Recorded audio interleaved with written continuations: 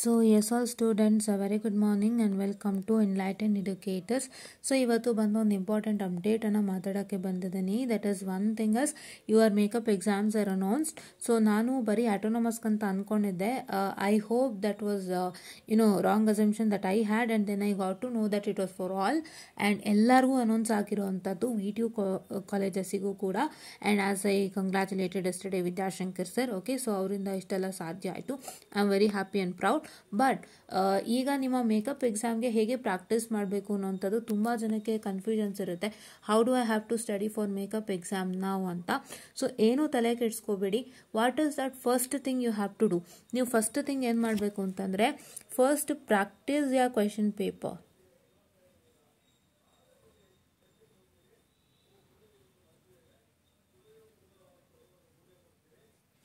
ಯಾವುದು ನಿಮ್ಮ question paper ಅಂತ ತುಂಬ ಜನ ಅನ್ಕೋಬೋದು. ಈಗ ನೀವು ಸೆಕೆಂಡ್ ಸೆಮ್ ಕ್ವೆಶನ್ ಪೇಪರ್ ಏನು ಬರ್ದಿರ್ತೀರಿ, second sem exam in just a minute, I am so sorry for the distraction.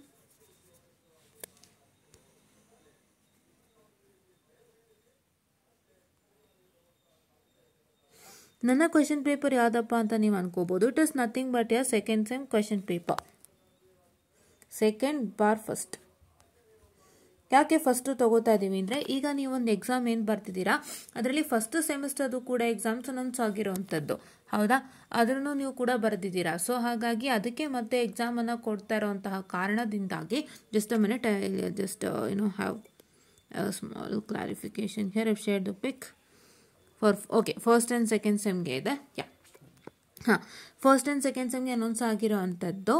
So ಆ ಟೈಮಲ್ಲಿ ನೀವು ಎಕ್ಸಾಮ್ ಬರ್ದಿರ್ತೀರಾ. ನಿಮ್ಮ ಸೆಕೆಂಡ್ ಸೆಮ್ ಮೇನ್ ಎಕ್ಸಾಮ್ ಬರೆದ್ರಿ ಅಲ್ಲ, ಈಗ ಅದ್ರ ಜೊತೆಗೆ ಫಸ್ಟ್ ಸೆಮ್ದು ಕೂಡ ಎಕ್ಸಾಮನ್ನು ಬರೆದಿರ್ತೀರಾ. ಸೊ ನಿಮ್ಗೆ ಅಲ್ಲಿ ಯಾವ್ದಾದ್ರು ಫಸ್ಟ್ ಸೆಮ್ದು ಕ್ಲಿಯರ್ ಆಗಿಲ್ಲ ಅಂತಂದರೆ ಈಗ ಒಂದು ಅವಕಾಶನ ಕೊಟ್ಟಿರೋ ಅಂಥದ್ದು. ಸೊ ಹಾಗಾಗಿ ಆ ಪೀರಿಯಡಲ್ಲಿ ನಿಮ್ಗೆ ಏನು ಕ್ವೆಶನ್ ಪೇಪರ್ ಸಿಕ್ಕಿದೆ ಅದು, ಮತ್ತು ನೀವು ಫಸ್ಟ್ ಸೆಮಿಸ್ಟರ್ನಲ್ಲಿ ಏನು ಎಕ್ಸಾಮ್ ಬರೆದಿದ್ದೀರಾ ಆ ಕ್ವೆಶನ್ ಪೇಪರು ಎರಡನ್ನೂ ರೆಫರ್ ಮಾಡಿ for first sem. First sem ನಿಮ್ದು ಯಾವುದಾದ್ರೂ ಬ್ಯಾಕ್ಲಾಗ್ ಇತ್ತು ಅಂದರೆ, ಈಗ ಏನು ಬ್ಯಾಕ್ಲಾಗ್ ಎಕ್ಸಾಮ್ ಬರೆದ್ರಿ ಅಲ್ಲ ಫಸ್ಟ್ ಸೆಮ್ದು, ಸೆಕೆಂಡ್ ಸೆಮ್ ಎಕ್ಸಾಮ್ ಜೊತೆಗೆ ಕೊಟ್ಟಿರೋಂತಹ ಒಂದು ಎಕ್ಸಾಮನ್ನು ಏನು ಬರೆದ್ರಿ ಆ ಎಕ್ಸಾಮ್ದು ಒಂದು ಕ್ವೆಶನ್ ಪೇಪರು, ಮತ್ತು ನೀವು ಫಸ್ಟ್ ಸೆಮ್ಮಲ್ಲಿ ಫಸ್ಟ್ ಟೈಮ್ ನೀವು ಬರೆದಂಥ ಕ್ವೆಶನ್ ಪೇಪರ್ ಎರಡನ್ನೂ ಚೆನ್ನಾಗಿ ಪ್ರಾಕ್ಟೀಸ್ ಮಾಡಿ, ಆಯಿತಾ? ಆ್ಯಂಡ್ ಸೆಕೆಂಡ್ ಸೆಮ್ ಸ್ಟೂಡೆಂಟ್ಸ್ಗೆ ಈಗ ಏನು ಕ್ವೆಶನ್ ಪೇಪರ್ ನೀವು ಬರೆದಿದ್ರಿ ಮೇನ್ ಎಕ್ಸಾಮ್ದು ಅದನ್ನು ನೀವು ಓದ್ಕೋತೀರಾ, ರೈಟ್? ಅದನ್ನು ನೀವು ಪ್ರಾಕ್ಟೀಸ್ ಮಾಡ್ತೀರಾ. ಯಾಕೆ ನಾನು ಅದನ್ನು ಫಸ್ಟು ಪ್ರಾಕ್ಟೀಸ್ ಮಾಡಿ ಅಂತ ಹೇಳ್ತಾ ಇದ್ದೀನಿ ಅಂತ ಅಂದರೆ, ಸೊ ಬಿಕಾಸ್ ನೀವು ಒಂದು ಅರ್ಥ ಮಾಡ್ಕೋಬೇಕು, ಮೇಕಪ್ ಎಕ್ಸಾಮ್ ಕೊಡ್ತಾ ಇರೋದು ನಿಮ್ಮ ಬರ್ಡನ್ನ ಲೋವರ್ ಮಾಡಲಿಕ್ಕೆ. So when they try to lower your burden, so ಒಂದು ಮ್ಯಾಟರ್ ಆಗುತ್ತೆ ಏನು ಅಂತಂದರೆ, ಕ್ವೆಶನ್ ಪೇಪರ್ನ ಅವರು ಸ್ವಲ್ಪ ಕನಿಕರದಿಂದಾಗಿ ಸುಲಭ ಕೊಡ್ಬೋದು. ಬಿಕಾಸ್ ಇವಾಗ ನಿಮ್ಮ ಬರ್ಡನ್ ಲೋವರ್ ಆಗಬೇಕು ಅಂದರೆ question paper should be easier, ಹೌದಾ? ನೀವು ಕಷ್ಟಪಟ್ಟು ಓದಿರೋಕ್ಕೂ ಕ್ವೆಶನ್ ಪೇಪರ್ ಅವ್ರು ಚೆನ್ನಾಗಿ ಕೊಡಬೇಕು, ಆವಾಗಲೇ ನೀವು ಬರ್ಡನ್ ಲೋವರ್ ಆಗೋವಂಥದ್ದು. ಅವ್ರು ಕ್ವೆಶನ್ ಪೇಪರ್ ಕಷ್ಟ ಕೊಟ್ಟಾಗ ನಿಮ್ಮ ಬರ್ಡನ್ ಹೆಂಗೆ ಲೋ ಆಗುತ್ತೆ? ನಿಮ್ಮ ಬರ್ಡನ್ ಇನ್ನೂ ಜಾಸ್ತಿನೇ ಆಗುತ್ತೆ, ನಿಮಗೆ ಬರೆಯೋದಕ್ಕೆ ಗೊತ್ತಾಗಲ್ಲ. So when you just try to simply attempt that question paper, so ನಿಮ್ಗೆ ಅಷ್ಟಾಗಿ ಮಾರ್ಕ್ಸ್ ಬರೋದಿಲ್ಲ. So if one person, I'm sorry for the distraction, all ಎತ್ತಿಕೊಳ್ಳೋಣ. Okay, if all has to eliminate the burden of backlog, so then VTU should provide a systematic question paper that should help everybody to lower their burden. So ಹಾಗಾಗಿ ಅದಕ್ಕೋಸ್ಕರನೇ so ನನ್ನ ಅನಿಸಿಕೆ ಏನು ಅಂತಂದರೆ, ಇಷ್ಟೊಂದು ಅವಕಾಶ ಕೊಡುವಾಗ question ಪೇಪರಲ್ಲೂ ಏನೊಂದು ಒಳ್ಳೇದು ಮಾಡ್ಬೋದು ಅನ್ನುವಂಥದ್ದು ನನ್ನ ಒಂದು ನಂಬಿಕೆ. ಸೊ ಹಾಗಾಗಿ ನಿಮಗೆ ಫಸ್ಟು ಈ ಕ್ವೆಶನ್ ಪೇಪರ್ಸ್ಗಳು ರೆಫರ್ ಮಾಡಿ ಅಂತ ಹೇಳೋದಕ್ಕೆ ಇಷ್ಟಪಡ್ತೀನಿ. ಅದರಲ್ಲಿ ನಿಮ್ಗೆ ಏನಾದ್ರು ಉಪಯುಕ್ತವಾಗಿ ಬರಬಹುದಾ ಅನ್ನೋದು ನನ್ನೊಂದು ನಂಬಿಕೆ. ಓಕೆ, ನೆಕ್ಸ್ಟ್ ಸೆಕೆಂಡ್ ಒನ್ ಏನು ಅಂತ ಹೇಳಿದ್ರೆ, ಸೊ ನಿಮಗೆ practice all the important questions. ಈ ವಿಡಿಯೋ ನಾನು ಸ್ಪೆಷಲಿ ಯಾಕೆ ಮಾಡ್ತಾ ಇದ್ದೀನಿ ಅಂತಂದರೆ, ದಯವಿಟ್ಟು ಅರ್ಥ ಮಾಡ್ಕೊಳ್ಳಿ. ಈಗ ನಿಮಗೆ ಕಾಲೇಜ್ ಸ್ಟಾರ್ಟ್ ಆಗಿದೆ ಥರ್ಡ್ ಸೆಮ್ದು, ಸೊ ಅದನ್ನು ಬ್ಯಾಲೆನ್ಸ್ ಮಾಡ್ಕೊಂಡು ಇದನ್ನು ರಿವಿಷನ್ ಮಾಡೋದು ಹಿಂಸೆ ಆಗಿರೋ ಕಾರಣದಿಂದಾಗಿಯೇ ನಾನು ಈ ಒಂದು ವಿಡಿಯೋನ ಮಾಡ್ತಾ ಇರೋವಂಥದ್ದು. Fine, okay. Practice all important questions. ಏನು ಇಂಪಾರ್ಟೆಂಟ್ ಕ್ವೆಶನ್ಸು? ನಿಮ್ಮ ಕ್ಲಾಸ್ನ ಒಂದು ಮೆಟೀರಿಯಲ್ನಲ್ಲಿ ನಿಮ್ಮ ಟೀಚರ್ಸು ಗುರ್ತು ಹಾಕ್ಸಿರ್ತಾರೆ. ಸೊ ದಿಸ್ ಇಸ್ ಇಂಪಾರ್ಟೆಂಟ್ ಅಂತ ಒಂದು ಗುರುತು ಹಾಕ್ಸಿರ್ತಾರೆ. So just try to practice that, ಓಕೆನಾ? So just try to what? I'm sorry for the distraction, 2 minutes of time. Yes. So just try to practice that. ಓಕೆನಾ? ಅದನ್ನು ನೀವು ಪ್ರಾಕ್ಟೀಸ್ ಮಾಡಲಿಕ್ಕೆ try ಮಾಡಿ, ಓಕೆನಾ? ಸೊ ಅದನ್ನು ಪ್ರಾಕ್ಟೀಸ್ ಮಾಡಲಿಕ್ಕೆ ಟ್ರೈ ಮಾಡಿ. So then after that, what is that you're going to do is, which is remaining, you just try to practice for 3 modules or so, right? I'll just write it, please wait. Oh my god. Other questions which is remaining. So ಯಾವುದು ಬಿಟ್ಟೋಗಿತ್ತು ಅದನ್ನು ನೀವು ಒಂದು 3 ಮಾಡ್ಯೂಲ್ಗೆ practice ಮಾಡಿ ಸಾಕು. Fine. Okay, these are the 3 steps that you have to what I can say follow, right? ಈ 3 ಸ್ಟೆಪ್ಪನ್ನು ನೀವು ಫಾಲೋ ಮಾಡಿದ್ರೆ ಈಸಿಯಾಗಿ ಪಾಸ್ ಆಗ್ತೀರಾ ಮೇಕಪ್ ಎಕ್ಸಾಮ್ಸ್, ರೈಟ್? ಮೇಕಪ್ ಎಕ್ಸಾಮ್ಸ್ನ ಹೇಗೆ ಪಾಸ್ ಆಗ್ತೀರಾ? ಈಸಿಯಾಗಿ ಮೇಕಪ್ ಎಕ್ಸಾಮ್ನ ಪಾಸ್ ಆಗ್ತೀರಾ. ಸೊ ಹಾಗಾಗಿ ದಯವಿಟ್ಟು ನೀವೇನು ಮಾಡ್ತೀರಾ ಅಂದರೆ ಇದನ್ನು ಫಾಲೋ ಮಾಡಿ, ಓಕೆನಾ?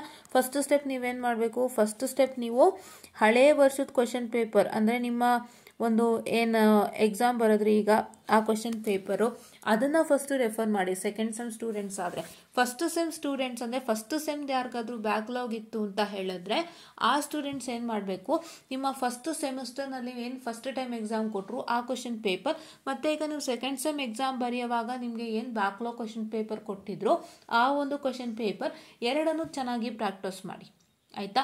Okay, and the second point that I have to tell you is please to study all the important that has been marked by your teachers. ನಿಮ್ಮ ಟೀಚರ್ಸ್ ಏನು ಮಾರ್ಕ್ ಮಾಡಿಸಿರ್ತಾರೆ ಅದು ನೀವು ಚೆನ್ನಾಗಿ ವರ್ಕೌಟನ್ನು ಮಾಡಬೇಕಾಗತ್ತೆ, ಆಯಿತಾ?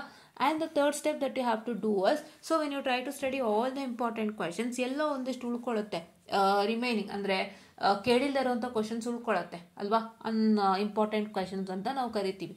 ದೋಸ್ questions what is that you suppose to do as, ನೀವು ಅದನ್ನು ಒಂದು 3 ಮಾಡ್ಯೂಲ್ಗೆ ಪ್ರಾಕ್ಟೀಸ್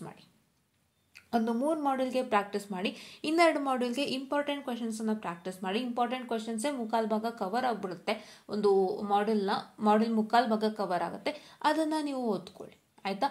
ಸೊ ಇಷ್ಟು ನೀವು ಮಾಡ್ತು ಅಂದರೆ ಖಂಡಿತ ಮೇಕಪ್ ಎಕ್ಸಾಮ್ ಪಾಸ್ ಆಗ್ತೀರಾ. ಸೊ ನಾನು ಏನಕ್ಕೆ ಹೇಳ್ತಾ ಇದ್ದೀನಿ ಅಂತಂದರೆ, ನಿಮ್ಮೆಲ್ಲರಿಗೂ ಗೊತ್ತಿರೋ ಈಗ 3rd ಸೆಮ್ ಕಾಲೇಜ್ ಸ್ಟಾರ್ಟ್ ಆಗಿದೆ. ಕಾಲೇಜ್ ವರ್ಕು, ಕಾಲೇಜ್ ರೆಕಾರ್ಡ್ಸ್ ಎಲ್ಲ ಮ್ಯಾನೇಜ್ ಮಾಡಿ ನೀವು ಇದನ್ನು ಮಾಡೋದಕ್ಕೆ ಸ್ವಲ್ಪ ಕಷ್ಟ ಆಗುತ್ತೆ.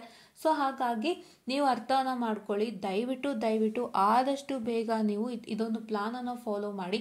ಈ 3 ಟಿಪ್ಸನ್ನು ಫಾಲೋ ಮಾಡಿದ್ರೆ ತುಂಬ ಈಸಿಯಾಗಿ ಮೇಕಪ್ ಎಕ್ಸಾಮ್ ಪಾಸ್ ಆಗ್ತೀರಾ. ನೀವು ಕಷ್ಟಪಟ್ಟು ಕೂತ್ಕೊಂಡು 5 ಮಾಡ್ಯೂಲ್ ಓದಬೇಕಾಗಿಲ್ಲ, ಈ 3 ಮಾಡಿ ಸಾಕು, ಖಂಡಿತ ಮೇಕಪ್ ಎಕ್ಸಾಮ್ ಪಾಸ್ ಆಗ್ತೀರಾ. ಬಿಕಾಸ್ ಇದು ಕೊಡ್ತಿರೋದೇ to lower your burden, and burden lower ಮಾಡೋದಕ್ಕೋಸ್ಕರ ನಿಮಗೆ ಪೇಪರು ಕೂಡ ಚೆನ್ನಾಗಿ ಕೊಡೋ ಅಂಥದ್ದು. ಸೊ ಹಾಗಾಗಿ ದಯವಿಟ್ಟು ನೀವೇನು ಮಾಡ್ತೀರಾ ಅಂತಂದರೆ, ಸೊ ಇಷ್ಟನ್ನು ಫಾಲೋ ಮಾಡಿ, ಯಾವುದೇ ಭಯ ಬೇಡ, ಖಂಡಿತ ಒಳ್ಳೆ ರಿಸಲ್ಟ್ಸ್ ತಗೋತೀರಾ, ಬೇರೆ ಏನೂ ತೊಂದರೆ ಆಗೋದಿಲ್ಲ. You will get a very good results. Okay, so ಈ 3 ಪಾಸ್ ಮಾಡಿ. ಆ್ಯಂಡ್ ಆನ್ಸರ್ ರೈಟಿಂಗ್ ನಾನು ಹೇಳ್ದಂತೆ you have to write it in points. If so for theory question,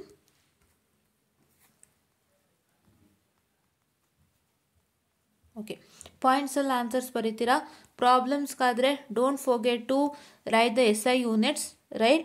SI units ಅಂತ ಬರೋವಂಥದ್ದು ಯಾವ ಪ್ರಾಬ್ಲಮ್ಸ್ನಲ್ಲಿ ಎಲೆಕ್ಟ್ರಿಕಲ್ ಪ್ರಾಬ್ಲಮ್ಸ್ ಆಗಿರ್ಬೋದು, ಕೆಮಿಸ್ಟ್ರಿಯಲ್ಲಿ ಬರೋವಂಥ ಲೆಕ್ಕಗಳಾಗಿರ್ಬೋದು. ಸೊ ಇವಕ್ಕೆಲ್ಲ you require SI units. So ಆ SI ಯೂನಿಟನ್ನು ನೀವು ಫಾಲೋ ಮಾಡಿ, ಆಯಿತಾ? ಮ್ಯಾಥಮೆಟಿಕ್ಸ್ಗೂ SI ಯೂನಿಟ್ಸ್ ಬರುತ್ತೆ, ಆ್ಯಸ್ ಐ ಟೋಲ್ಡ್ ಯು, ಆಯಿತಾ? ಒಂದು perimeter of A rectangle, centimetre, metre, ಈ ಥರದ್ದೆಲ್ಲ ಸಣ್ಣ ಪುಟ್ಟದ್ದು ಬರೋ ಅಂಥದ್ದು. ಸೊ ಇದನ್ನು ಇಂಟಿಗ್ರಲ್ಗೆಲ್ಲ ಬರೋ ಅಂಥದ್ದು. ಸೊ ಈ SI ಯೂನಿಟ್ಸ್ನೆಲ್ಲ ತಪ್ಸೋಕ್ಕೆ ಹೋಗಬೇಡಿ, ಆಯಿತಾ? So this also applies to mathematics, especially in mathematics and chemistry and ಎಲೆಕ್ಟ್ರಾನಿಕ್ಸಲ್ಲಿ ಡಿರೈವೇಷನ್ ಅನ್ನೋವಂಥದ್ದು ಬರುತ್ತೆ, ರೈಟ್? ಮ್ಯಾಥಮೆಟಿಕ್ಸಲ್ಲೂ ಬರುತ್ತೆ ಡಿರೈವೇಷನ್, ಓಕೆನಾ? ಎಲೆಕ್ಟ್ರಿಕಲ್ಸಲ್ಲೂ ಬರುತ್ತೆ, ಎಲೆಕ್ಟ್ರಾನಿಕ್ಸಲ್ಲೂ ಬರೋ ಅಂಥದ್ದು, ಆ್ಯಂಡ್ ಕೆಮಿಸ್ಟ್ರಿಯಲ್ಲೂ ಕೆಲವೊಂದು ಡಿರೈವೇಷನ್ಸ್ ಬರೋ ಅಂಥದ್ದು, ಈಕ್ವೇಷನ್ಸ್ ಎಲ್ಲ. ಅದನ್ನು ನೀವು ತಪ್ಪದೆ ಯಾವ ಮಾಡ್ಯೂಲಲ್ಲಿದ್ದರೂ ಪರವಾಗಿಲ್ಲ, ಮಿಸ್ ಮಾಡಬೇಡಿ. ಡಿರೈವೇಷನ್ಸ್ ಎಲ್ಲ ಕೇಳ್ತಾರೆ, okay? So this is what is all you all have to do ಅಂತ ಹೇಳ್ತಾ, I just wind up the short sessions and don't forget to watch this without fail. ದಯವಿಟ್ಟು ಈ ಪಾಯಿಂಟ್ಸಲ್ಲೇ ನೀವು ಆನ್ಸರ್ಸನ್ನು ಮಾಡಿ. ಆ್ಯಂಡ್ ಡಿರೈವೇಷನ್ಸ್ ಎಲ್ಲ ಮಾಡ್ಯೂಲಲ್ಲಿ ಡಿರೈವೇಷನ್ಸ್ ಇದ್ದರೂ ಡಿರೈವೇಷನ್ನ ಖಂಡಿತ ಮಿಸ್ ಮಾಡಬೇಡಿ. ಆ್ಯಂಡ್ SI ಯೂನಿಟ್ಸ್ ಪ್ರಾಬ್ಲಮ್ಸಲ್ಲಿ ಮಿಸ್ ಮಾಡಬೇಡಿ. ಇಷ್ಟನ್ನು ಮಾಡ್ಕೊಳ್ಳಿ ಸಾಕು, ತುಂಬ ಈಸಿಯಾಗಿ ಪಾಸ್ ಮಾಡ್ತೀರಾ. ಯಾವುದೂ ಟೆನ್ಷನ್ ಬೇಡ, ನಿಮಗೆ ಕೊಟ್ಟಿರೋದೇ ಒಳ್ಳೆಯದಕ್ಕೆ. ಸೊ ಯೂಟಿಲೈಸ್ ಮಾಡ್ಕೊಳ್ಳಿ ಅಂತ ಹೇಳ್ತಾ, I just wind up the short and sweet session and thank you.